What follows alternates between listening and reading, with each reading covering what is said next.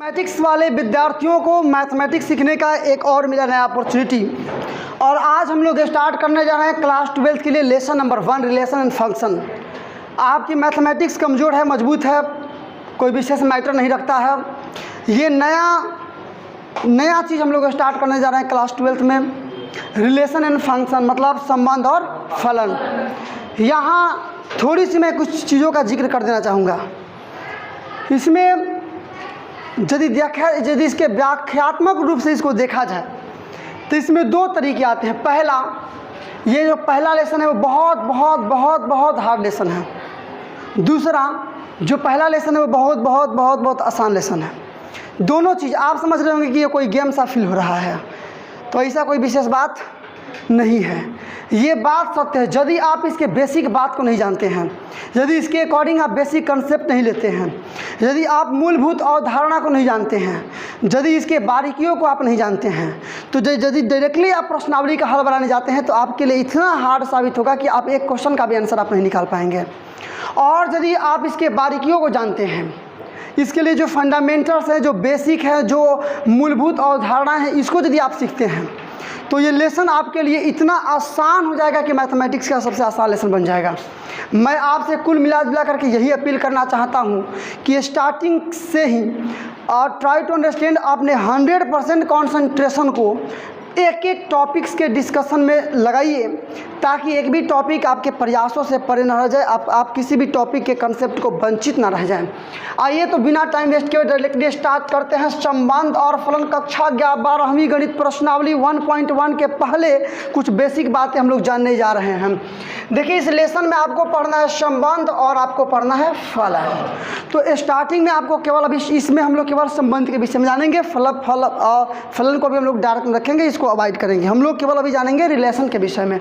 सो relation मतलब समझिए, देखिए ये जो रिलेशन शब्द है, जो संबंध शब्द है, ये आप लोग के लिए कोई नई बात नहीं है। आप बचपन से ही आप संबंधों के विषय में जानते आ रहे हैं। ये मम्मी है, पापा है, मौसा है, मौसी है, चाचा है, चाची है, काका है, काकी है, दादा है, दादी है, भैया है, भाभी है, तमाम रिलेशंस को आप जानते आ रहे हैं। तो इसी रिलेशंस को, इन्हीं संबंधों को मैथमेटिक्स वाले फॉर्मेट में चेंज कर दिया गया है। इन्हीं सारे संबंधों को मैथमेटिक्स में जब चेंज कर दिया गया है ना, इन्हीं सारे संबंधों को जब मैथमेटिक्स में बदला गया है, तो ये कहलाते हैं आपके क्या? तो ये पहला है राम श्याम का भाई है। यहाँ जो भाई शब्द देख रहे हैं, ये भाई एक रिलेशन है, आप समझ सकते हैं। खुशबू की बहन पूजा है, यहाँ जो पूजा शब्द है ये एक रिलेशन है, आप लोग इसको भी समझ सकते हैं।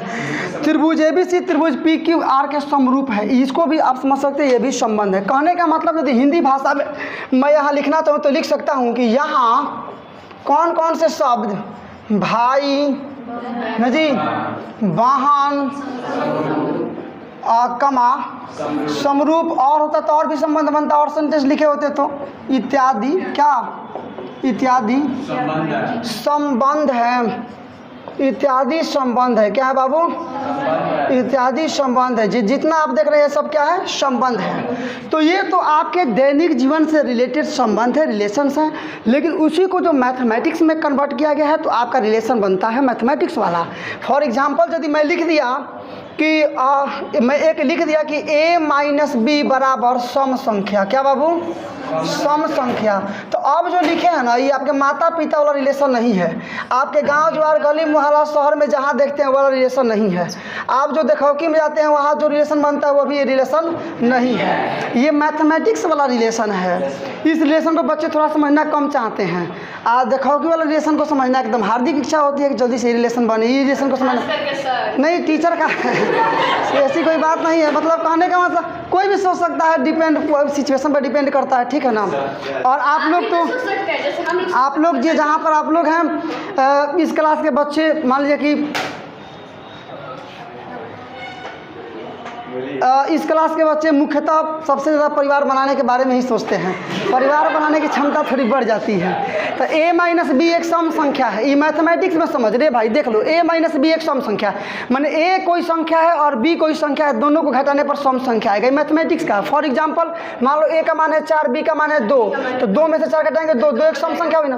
तो ये भी एक संबंध है। कहेंगे ना कि इस संबंध क्या है कि A - B का घटाव का मतलब अंतर एक सम संख्या है। आज बाबू माने इसमें संबंध क्या बन रहा है कि ए और बी का अंतर एक सम संख्या, यही संबंध बन रहा है। आप लोग इस संबंध को समझ रहे हैं कि नहीं समझ रहे हैं? यहाँ संबंध बन रहा है कि ए और बी का अंतर एक सम संख्या है। यहाँ संबंध जान लो, ए और बी का अंतर एक सम संख्या, यही संबंध बन रहा है। यहाँ ए और बी का अंतर एक सम संख्या है, यही संबंध बन रहा है। क्या बन रहा है बाबू? ए और बी का अंतर एक सम संख्या है। This is a relation. समझ गए? अब इसको मैथमेटिक्स में संबंध को कई पार्टों में बांटा गया है।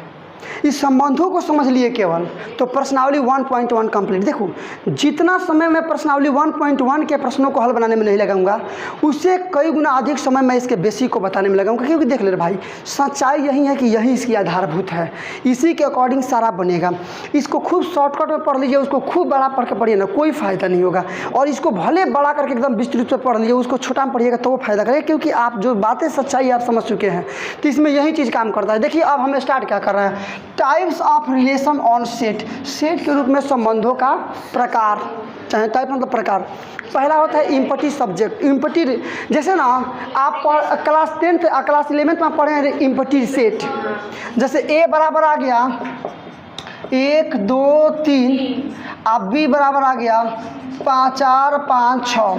तो इसमें ए और बी में कोई भी अवयव कॉमन है। तो यदि ए और यूनियन बी निकालेंगे, ए यूनियन बी, ए नहीं, ए इंटरसेक्शन बी का मतलब जो दोनों में हो। तो इसमें कोई संख्या दोनों में है तो नहीं है, तो इसको फाई बोलते हैं। अब देखिए हम मिस्टेक से रिक्त समुच्चय लिखा गया, तो आप रिक्त संबंध इसको एडिट कर लेंगे। तो यहाँ पर कोई नहीं मिला तो इसको रिक्त, इसको क्या बोलेंगे? रिक्त संबंध बोलेंगे, मतलब फाई बोलेंगे, जिसमें कोई काम नहीं करे। अब एग्जाम्पल के तौर पर समझो, ए गुणे बी का उप समुच्चय फाई ए से बी में रिक्त समुच्चय कहलाता है। ये रिक्त संबंध कहलाता है। ध्यान दीजिएगा, रिक्त संबंध कहलाता है, रिक्त संबंध कहलाता है। ध्यान दीजिएगा, ए और बी का उप समुच्चय फाई, मतलब उप समुच्चय का मतलब क्या ना, जो ए में भी हो बी में भी हो उसको उप समुच्चय बोलते हैं। फाई मतलब कोई नहीं है यहाँ पर, तो उसको रिक्त समुच्चय कहा जाएगा। एग्जाम्पल के तौर पर देख लीजिए, यहाँ पर आइए, ए का मान दे दिया है 1 2 3 2 4 6, बी का मान दे दिया है 7 11। ए माइनस बी सम संख्या कह रहा है, कह रहा है ना। तो आप इसको बना के चेक कीजिएगा, ए माइनस बी। पहले ए, इसको 2 के साथ दोनों को लीजिए, तो 2 माइनस 7 घटाएंगे तो 5 आएगा ना। सम संख्या है कि नहीं है? नहीं है। 2 में से 11 घटाइए, 2 माइनस 11 9 आएगा। सम है कि नहीं है? नहीं है। ये 4 को ले लो बाबू, 4 माइनस 7 सम है कि विषम है? माने नहीं है। यहाँ पर आपका 6 माइनस 7, ये भी सम बनेगा कि नहीं बनेगा? नहीं बनेगा। आगे ले लीजिए, अब 6 माइनस, हम लोग पहले 4 से 6 7 हो गया। अब 6 मैंने छोड़िए देख लो, 4 माइनस 7 कर लिए, 4 माइनस 11 कर लिए, ठीक है ना। उसके बाद से 6 माइनस 7 देख, 4 माइनस 7 सॉरी 4 माइनस 7 भी देख, मतलब ये 2 पहले रखे हैं, उसके बाद ये दोनों रखे हैं। तो 2 माइनस 7 भी विषम संख्या आ रहा है, 2 माइनस 11 भी विषम संख्या, 4 माइनस 7 भी विषम संख्या, और 4 माइनस 11 भी विषम संख्या। 6 ले लो, 6 माइनस 7 एक आएगा विषम संख्या, 6 माइनस 11 भी विषम संख्या है ना। पी कह रहा है कि दोनों का घटाव सम है, समय है, लेकिन आर का रिलेशन को आर से लिखते हैं, आर से डिनोट करते हैं। ती तो कह रहा है कि सम संख्या है, तो आपका सम संख्या आ रहा है, तो लिखिएगा कि में से, मतलब इतना में से कोई भी सम संख्या नहीं है ना बाबू। इसमें से कोई भी सम संख्या नहीं है, सम संख्या नहीं है। इसलिए क्या हो जाएगा बाबू? इसलिए आर एक रिक्त संबंध है, रिक्त मिला लीजिएगा बाबू, संबंध है। आप इस बात को समझ चुके हैं। चूंकि इसमें कोई भी संबंध काम नहीं कर रहा है, जो कह रहा था सम है, सब भी सम आ गया था। संबंध कहाँ से बनेगा? रिक्त संबंध है, मतलब इस संबंध है ये नहीं है। यहाँ ये सार्वत्रिक संबंध, इस पर माइंड को पूरी तरह से काम कीजिए। समुच्चय ए से बी में संबंध आर एक सार्वत्रिक संबंध कहलाता है यदि ए गुणे बी मतलब बराबर इतना हो, मतलब ना ए आर बराबर ए गुणे बी हो। जैसे ए का मान लिख दिए हैं, ठीक है ना, ए का मान इतना रहने दीजिए, ए का मान इतना ही रहने दीजिए, बी का भी मान लिख दीजिए, कोई भी मान ले लीजिए जो आपको मन करे। 6 का मान 7, माने आर का जो मान आएगा ना दोनों के गुणा के बराबर आना चाहिए। आर का जो मान आएगा दोनों के गुणा के बराबर आना चाहिए। तो ए का मान दे दिया है, आप बी का भी मान दे दिया, और आर का मान दे दिया है। देख लीजिए, आर का मान दे दिया है 1 का मान 6, 1 का मान 7, 2 का मान 6, 2 का मान 7, मतलब ये कुछ भी दे सकता है, ठीक है ना। पहचानना होगा कि मतलब आपका सार्वत्रिक संबंध है कि नहीं है। तो दोनों को गुणा निकाल लीजिए। यदि ए का भी मान क्वेश्चन दे दिया है 1, 2, बी का भी मान क्वेश्चन दे दिया है 6, 7, आर का भी मान क्वेश्चन दे दिया है। ये सब क्वेश्चन दे दिया है। क्या दे दिया है बाबू? ये सारा क्वेश्चन दे दिया, इसमें कोई अंतर नहीं है। ये सारा क्वेश्चन ए बी सभी क्वेश्चन दे दिया है। अब अलग से मान दे देगा ए गुणे बी का, मैंने कहा कि बताइए कि भाई सार्वत्रिक समुच्चय है कि नहीं है। तो ए गुणे बी निकालेंगे, यदि दोनों बराबर जाएगा तो सार्वत्रिक समुच्चय हो जाएगा। निकाल के चेक कीजिए। तो ए का बी में गुणा कीजिए। ए का पहले 6 से करेंगे तो 1, 6, 1 का 7 के साथ करेंगे तो 1, 7, 2 का 6 के साथ करेंगे 2, 6 और 2 का 7 के साथ 2, 7। इसको घेर देंगे। दोनों बराबर आया कि नहीं आया बाबू? आया कि नहीं आया? तो लिख देंगे चूंकि आर बराबर में ए गुणे बी, इसलिए लिख लीजिएगा कि यह एक सार्वत्रिक समुच्चय है। लिख लीजिएगा अपने मन से, लिख लेंगे इसलिए एक सार्वत्रिक संबंध है। अपने मन से लिख लेंगे, कोई बात नहीं है। क्वेश्चन को पहले ध्यान से टॉपिक को समझो, स्टार्टिंग से क्या बोल रहा है। ए और बी मान लीजिए कोई एग्जाम्पल दे दिया है, इसमें समझो। ए और बी को एग्जाम्पल दे दिया है। ए का मान दे दिएगा, बी का मान दे दिएगा, रिलेशन दे देगा। कहेगा ना बताइए कि सार्वत्रिक संबंध है कि नहीं है। तो ये दोनों को बुलाएंगे, यदि गुणा के बराबर आ जाएगा तो सार्वत्रिक संबंध है, गुणा के बराबर नहीं आएगा तो सार्वत्रिक संबंध नहीं है। जैसे ए गुणे बी हम निकाल लिए अपने मन से, और दोनों बराबर आ गया है ना, तो दोनों बराबर आ गया तो सार्वत्रिक संबंध है, नहीं आता तो सार्वत्रिक संबंध नहीं है। ऐसे ही जाँच करना है आपको। लास्ट देख लीजिए अब, आइडेंटिटी रिलेशन, इसको बोलते हैं तादात्म्य संबंध। यहाँ ध्यान दो बाबू, तादात्म्य संबंध बोलते हैं। ऐसे एग्जाम्पल के तौर पे आप समझ सकते हैं। समुच्चय ए पर कोई संबंध आर तादात्म्य संबंध कहलाता है। यदि आर बराबर इतना है, आर बराबर ए कमा बी दे दिया है, इसमें देखो ना आर का मान ए कमा बी, ए कमा बी, ए कमा बी, सब एक बी है, तो ए को दे दिया चाहे 10 को दे देगा, कोई मतलब नहीं। लेकिन जितना ए होगा वो भी ए में से होगा, जितना बी होगा वो भी ए में से होगा। मतलब इसके लिए ए का मान ए को देगा 2, 4, और जितना देगा तो जैसे ए का मान 1, 2, 3, 4 दे दिया है, ठीक है ना।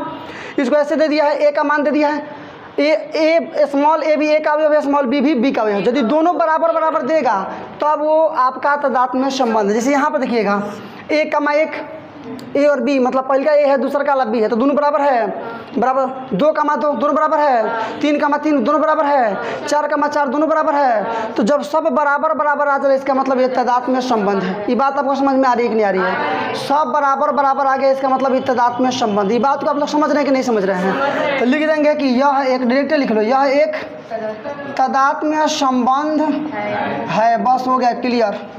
अब जो दांत दिखाएगा, एक दांत पर 500 रुपये लगेगा तुम्हें फाइन, एक दांत दिखाओगे 500 रुपये, 2 को दिखाओगे 1000 रुपये, 3 को दिखाओगे 1500, 16 दिखाओगे तुम 5000 रुपये, 10 को दिखाओगे मेरे को छोड़कर। और देखो बाबू, चलो पहला कंडीशन में आप लोग कुछ संबंधों के विषय में पढ़ चुके हैं, ठीक है ना।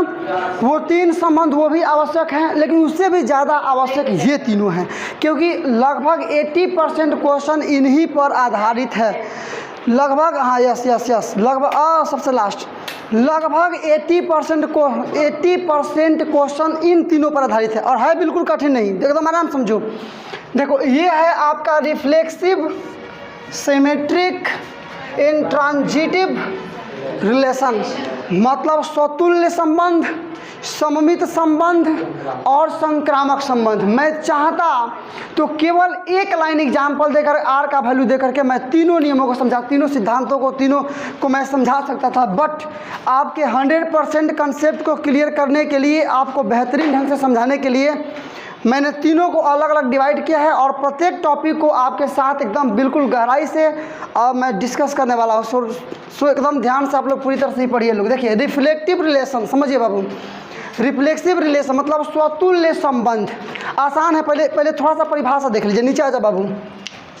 समुच्चय ए पर आर एक स्वतुल्य संबंध कहलाता है यदि जो स्मॉल ए है वो ए का अवयव है, तो ए कमा ए भी आर का अवयव होना चाहिए। देखिए अभी आपको लग रहा होगा ना कि मैं कुछ वाट लिख दिया हूँ, चाहे ऐसा भी चीज़ है जो जिसको आप समझ नहीं पा रहे, लेकिन अभी केवल एग्जाम्पल मैं यहाँ भरूंगा, आप फटाक से सारी बात समझ जाएंगे। 1% भी बात छिपेगा नहीं आपसे, पूरा खुला पूरा 100% क्लियर। यदि ए हो ए में, यदि स्मॉल ए जो है ना वो अवयव हो कैपिटल ए का, तो ए कमा ए आर में होना चाहिए। जैसे ये 1 देखिएगा, 1 भी ए का अवयव है कि नहीं है? 2 ए का अवयव है कि नहीं है? 3 ए का अवयव है कि नहीं है? तो इसको तो नहीं मिलेगा ना, इसको पहले समझिए। यदि ए अवयव कैपिटल ए का तो ए कामा ए आर में होना चाहिए। मतलब कि यदि ये सब अवयव है ए का तो इसका मतलब जो आर का मान निकलेगा उसमें ए कामा ए, मतलब ये चीज़ 2 बार, तो आर है ना, ए है ना 1 में, इसका मतलब इसमें 1 कामा 1 होना चाहिए। यार तुम लोग समझो ना, ए जो स्मॉल ए है वो ए का अवयव है, इसमें कुछ भी हो सकता है। मान लो 1 हो गया इसका मान, तो इसका मतलब ए का मान मतलब 1 कामा 1 आर में होना चाहिए। इसका मतलब ये ना निकला।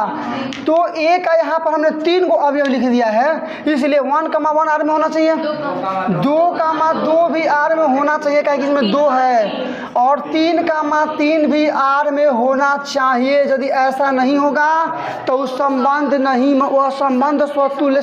अच्छा नाम तुम लोग पढ़ो ना, तो नाम पर विशेष गहराई से सोचो एकदम। स्वतुल्य मतलब अपने तुल्य, मैंने अपने जैसा। तो ये जो एक है ये एक के जैसा ही है, 100% है। 2 है 2 के जैसा ही है, 100% है। 3 है 3 के जैसा ही है, मतलब 100% है। तो ये जो यदि ए का मान 1 कामा 2 कामा 3 दे दे और आर का मान 1 कामा 1 2 कामा 2 3 कामा 3 दे दे, तो इसका मतलब ये स्वतुल्य संबंध है। तो मान लो R1 दे दिए, पहला दे दिया ना जी, R2 दे दिए, R2 का मान निकालो 1 कामा 1 1 2 कामा 2 1 कामा 3 3 कामा 3, ठीक है ना? समझ रहे कि नहीं समझ रहे हैं? आज इसको कंट्रोल कर दिए, फिर से इसको क्लोज कर दिए। R3 का मान देख लो 1 कामा 1, ठीक है, 1 कामा 2 3 कामा 3 और इसको क्लोज मार दो। अब देखिए बाबू, ये ए का ये देखिएगा 1 2 3 को है ना, इसका मतलब 1 1 होना चाहिए, 2 2 होना चाहिए, 3 3 होना चाहिए। पहले में देखिए 1 1 2 2 3 3 है, इसका मतलब ये स्वतुल्य संबंध है। दूसरा में देखिए 1 1 2 2 3 3 है, हाई बीच वाला कुछ भी हो सकता है। एक कामा मैंने नहीं है कि अब 4 नहीं आना चाहिए, क्योंकि इसमें 4 नहीं है। 4 आएगा तो फिर जहाँ 4 आ गया तो फिर 4 4 भी होना चाहिए। तो 1 कामा 2 कामा 3 ये अदल बदल के दे सकता है, कोई मतलब नहीं है। लेकिन हमको मतलब है कि एक ही चीज़ जरूर उसमें आना चाहिए। 1 कामा 1 है, इसमें 2 कामा 2 है, 3 कामा 3, मतलब ये भी स्वतुल्य संबंध है। लेकिन 1 कामा 1 है, 2 कामा 3 कामा 3 है, लेकिन 2 कामा 2 नहीं है। तो डायरेक्ट आप यहाँ लिख सकते हैं कि यहाँ R1 तथा R2 स्वतुल्य संबंध है। लेकिन मिला लीजिएगा, यहाँ पर बोल तो भले ही स्पष्ट रूप से आपको नहीं दिखाई देगा, लेकिन बोल तो रहा हूँ ना मैं, लेकिन R3 स्वतुल्य संबंध नहीं है, स्वतुल्य संबंध नहीं है। इसको इसमें कर देना, आप लोग समझ लीजिएगा क्यों स्वतुल्य संबंध नहीं है। यदि लिखना हो तो हम लोग ऐसे भी लिख सकते हैं, क्योंकि 3 कामा नहीं 2 कामा 2 ना जी, 2 कामा 2 ये आर में नहीं है। ऐसे दिखा सकते हैं कि 2 कामा 2 जो है वो आर में नहीं है, इसलिए स्वतुल्य संबंध भी नहीं है। ये बात आपको समझ में आई कि नहीं आई? मुझको लगता है कि शायद मैं स्वतुल्य संबंध मतलब आपको रिफ्लेक्सिव रिलेशन समझाने में मैं सफल रहा हूँ, इसमें कोई डाउट नहीं है। आपने इसको बेहतरीन ढंग से समझा जरूर होगा, ये चीज़ समझाने में मैं सफल रहा हूँ। 100% कंसेप्ट के साथ क्लियर मतलब कॉन्फिडेंस के साथ बोल सकता हूँ। नंबर 2 भी मैं समझाने में सफल होऊंगा, आप ध्यान दीजिएगा केवल। ये है आपका सिमेट्रिक रिलेशन। ध्यान से देखो बाबू, ऐसा चीज़ फिर ऐसा मौका कभी मिलने वाला नहीं है। एक बार मौका छूट जाएगा, जीवन में आंसू बहाना पड़ेगा। मौका मिला है तो कुछ बताओ तुम लोग, मतलब मौका मिला है तो इसको पढ़ो। कहने का मतलब ये था, समूचे ए पर आर सममित संबंध कहलाता है यदि ए कामा ए में हो और एक मैंने A1 कामा A2 ए में एक मैंने A1 A2 ए के लिए दिया है। जैसे ए का मान लो इतना दे दिया है, ठीक है, तो A1 भी ए का है और A2 भी ए का है, मतलब A1 भी ए का अवयव है और A2 भी ए का अवयव है। यदि ऐसा कौन चीज़ है तो यदि A1 कामा A2 आर में है, ठीक है, A2 कामा A1 भी आर में है, तो इस सममित संबंध है, नहीं तो नहीं है। जैसे अब एग्जाम्पल तौर पर देख लो, ये ए का मान दे दिया है, आर का मान एगो लिखा गया, R1 में मान लीजिए लिख दिया हमने कि 1 कामा 2 लिखे कि नहीं लिखे, तो 2 कामा 1 कामा रन देते, इतना ही रन देते हैं, इतना ही रन देते हैं। इस चीज़ को बाबू ध्यान से समझो, तुम लोग नहीं समझोगे ध्यान से बात भाग जाएगी, काम घबरा जाएगी। यदि ए कामा बी आर में है, A1 पहले है, A1 कामा बी A2, यदि A1 कामा A2 आर में है तो पहले A2 कामा A1 भी आर में होना चाहिए, मैंने उल्टा होना चाहिए। जैसे यहाँ पर देखिएगा, पहले 1 है बाद में 2 है ना, तो इसमें कहीं भी यदि पहले 2 बाद में 1 हो जाएगा तभी होगा, नहीं तो नहीं होगा। देखिएगा 2 कामा 1 है, मैंने 1 कामा 2 तो फिर 2 कामा 1, तो ये हो जाएगा। ये आराम से हो जाएगा, इसमें कोई दिक्कत नहीं पड़ेगा। जैसे लेकिन मान लीजिए R2 लिख दिए हम लोग, R2 लिख दिए 1,3 3,1 2,1। इसको समझ लीजिए, इसको समझ लीजिए, ध्यान समझो बाबू, इसको समझ लो आप।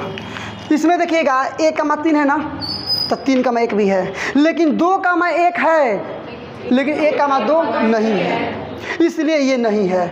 इसमें है तो ये है। अब आपका स्पष्ट रूप से एकदम क्लियर सेंटेंस निकल जाएगा। ए का कुछ भी मान दे दिया, जैसे मान लो ए का मान दे दिया 1 2 3 दे दिया, कुछ भी दे दिया है, A1, A2 ये मान दे दिया है आपका A1 का, A1, A2 ये मान दे दिया है ए का, दिया कि नहीं दिया है, A1, A2 मान दे दिया है ए का। ये तो बात आप लोग समझ पा रहे होंगे, इसको समझने में कोई दिक्कत नहीं आ रही होगी। तो यदि A1, A2 R में है तो A2, A1 भी R में होना चाहिए। होगा तो सममित है, नहीं होगा तो सममित नहीं है। क्या समझ में नहीं आ रहा है यार? पहला बार में बराबर होना चाहिए, में अलट पलट के होना चाहिए, तो दोनों कंडीशन तो फॉलो हो गया ना, फॉलो हो गया, बस क्लियर हो गया, क्लियर हो कि नहीं हुआ? यहाँ तक बात आप लोग समझ गए, इस बात को समझने में कोई दिक्कत नहीं होगी। अब देखिए तो लिख देंगे यहाँ R1 एक सममित संबंध है ना बाबू, मिला ना बाबू, सममित संबंध है, लेकिन ध्यान से समझो, लेकिन R2 एक सममित संबंध नहीं। अब आप कहिए कि कारण भी लिख देते, कारण लिख देंगे, क्योंकि नहीं है, क्योंकि यही कारण देख लो बाबू, क्योंकि यही ना कहाँ का ये कौन ये वाला ना, 2,1 ये R में है, लेकिन 1,2 इज नॉट इक्वल टू मैंने R में नहीं है। ये बात समझ में आया कि नहीं आया? तो R1, R2 R में होना चाहिए, तो R2, R1 भी R में होना चाहिए, यहाँ पर नहीं है, तो नहीं है तो नहीं होगा, नहीं है तो नहीं होगा। ये बात आपको समझ में आई कि नहीं आई? क्लियर समझिए आप लोग, क्लियर हो गया? चलो देखो नंबर तीसरा देखो, ट्रांजिटिव रिलेशन। ट्रांजिटिव रिलेशन को समझिए, कुछ भी नहीं, ट्रांजिटिव रिलेशन, कुछ भी के चक्कर में पड़िएगा तो ढेर चक्रिया जाइएगा, इसलिए ढेर किसी के चक्कर में नहीं पढ़ने का, पढ़ाई के चक्कर में रहने का, नहीं तो लाइन कपड़ा जाएगा। ये देखो संक्रामक संबंध, ध्यान से बात को समझो बाबू, संक्रामक संबंध समझ रहे यार, एकदम आसान चीज़ है। अब नहीं पढ़ेगा तुम गणित तो कब पढ़ेगा? आई वो पहला लेसन का, पहले लेसन में लड़के और टीचर काँप जाते हैं, तुम समझ रहे हो केवल। समुच्चय ए पर R एक संक्रामक संबंध है, ध्यान से बात को समझो, समुच्चय ए पर R एक संक्रामक संबंध है। यदि A1, A2, A3 ये 3 को मान दे दिया है ए का, जैसे मान लो ए का मान 3 को यहाँ पर लिख देता हूँ मैं, कुछ भी 1, 2, 3, तो मान तो 3 को यहाँ भी A1, A2 हो ना, मैंने ए भी ए का अवयव है, 2 भी ए का अवयव है, 3 भी ए का अवयव है, तो लिखा गया ये बात है ना। यदि A1, A2 ए में है, R में है, R सॉरी यहाँ पर R होना चाहिए, A1, A2 R में है, A2, R3 भी R में है, तो A1, A3 भी R में, जैसे समझ लो ये R बराबर ए को दे दी, R बराबर देखो यहाँ पर ये दे दिया है, ये 1, 2, 2, 3 है, 1, 3, इस पर समझ लो, यहाँ पर ध्यान दो। देखो यदि A1, A2 R में है, A1, A2 और A2, R3 भी R में है, A3 भी R में है, तो है पहल का A1 और A3 भी R में होना चाहिए। ये बात नहीं समझे आप लोग, समझिए इसमें जितना ही मान लिखा है ना, ये सब A1, A2, A3 है, इसके अलावा कोई और नहीं है। सर यहाँ भी जितना मान लिखा है 1, 2, 3 है ना संख्या, कोई दूसरा संख्या थोड़ी यूज किया गया है, यहाँ तक सही है। यदि A1, A2 R का अवयव है, यदि A1, A2 R का अवयव है और A2, R3 का अवयव है, तो A1, A3 भी R में होना चाहिए, तभी ये संक्रामक संबंध होगा, नहीं तो संक्रामक संबंध नहीं होगा। जैसे देखो तुम 1, 2 है ना R में, और 2, 3 है R में, तो 1, 3 भी R में, दोनों जगह है ना, 1, 3 भी R में होना चाहिए, तो 1, 3 R में है कि नहीं है? तो ये संक्रामक संबंध है। आइए R बराबर लिख दिया जाए ना, 1, 2, 2, 3 2, 3 भी हो गया ना, इतना ही छोड़ दिया जाए, इतना ही छोड़ देते हैं, 4 कहाँ से लिखेगा? 4 तो ये नहीं है इसमें, ये A1 है, R1 है, R2 है, इसमें A1, 1, 2 है R में, 2,3 भी आर में है, लेकिन 1,3 आर में नहीं है। तो हाई जो देख रहे हैं ये संक्रामक संबंध नहीं है, हाई वाला संक्रामक संबंध है। ये बात समझे नहीं समझे? लास्ट में एक बार और समझ ले रहे भाई, A1 A2 A3 मतलब 1 2 3 है, 1 2 3 ये सब ए में रहेगा, तो है तो कभी तो उसी में रहेगा वो। यदि A1 A2 आर में हो, A2 A3 भी आर में हो, तो A1 A3 भी आर में होना चाहिए। जैसे यहाँ पर देखिएगा तो 1,2 आर में है, 2,3 आर में है, तो 1,3 भी आर में, इसलिए संक्रामक संबंध है। यहाँ पर 1,2 है, 2,3 है, लेकिन 1,3 नहीं है, इसलिए संक्रामक संबंध। यदि देखो जगह होता तो हम थोड़ा बढ़िया समझाते हैं कि इसके लिख दे, इसमें लिख देना कि यह एक संक्रामक संबंध है, इसमें लिख देना यह एक, लिख लीजिएगा आप लोग, यह एक संक्रामक संबंध है, नहीं लिखा जाएगा, इसमें लिखेगा यह एक संक्रामक संबंध नहीं है। तो कारण लिखना पड़ेगा, नहीं है तो क्यों नहीं है, तो लिखेंगे क्योंकि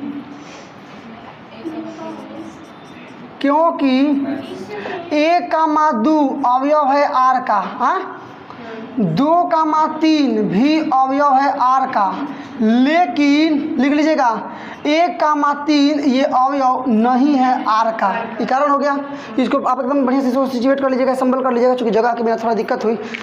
इस प्रकार से बाबू हमारे भाई हमारे सब कुछ आप लोग ध्यान से बात को समझिए। 1.1 को बनाने के लिए जो भी बेसिक कंसेप्ट चाहिए थे वो हम लोगों ने पूरी तरह से 100% कंप्लीट किया। इसमें बिल्कुल इसके अलावा मैं किसी दूसरे चीज़ का यूज करूंगा नहीं। आपको पूरा प्रश्नावली का मैं कंप्लीट आंसर आपके तक पहुंचाऊंगा, इसमें कोई शक नहीं है। प्रत्येक क्वेश्चन को लाइन बाय लाइन बना करके, सिचुएशन बढ़िया से बना करके एकदम आपके तक मैं क्वेश्चन बताऊंगा। तो चलिए आज का क्लास यहीं पर हम लोग ऑफ करते हैं। आपने बेसिक कंसेप्ट पूरी तरह से कंप्लीट किया। क्लास 12th मैथमेटिक्स एक लेसन 1 के लिए, संबंध और फलन के लिए।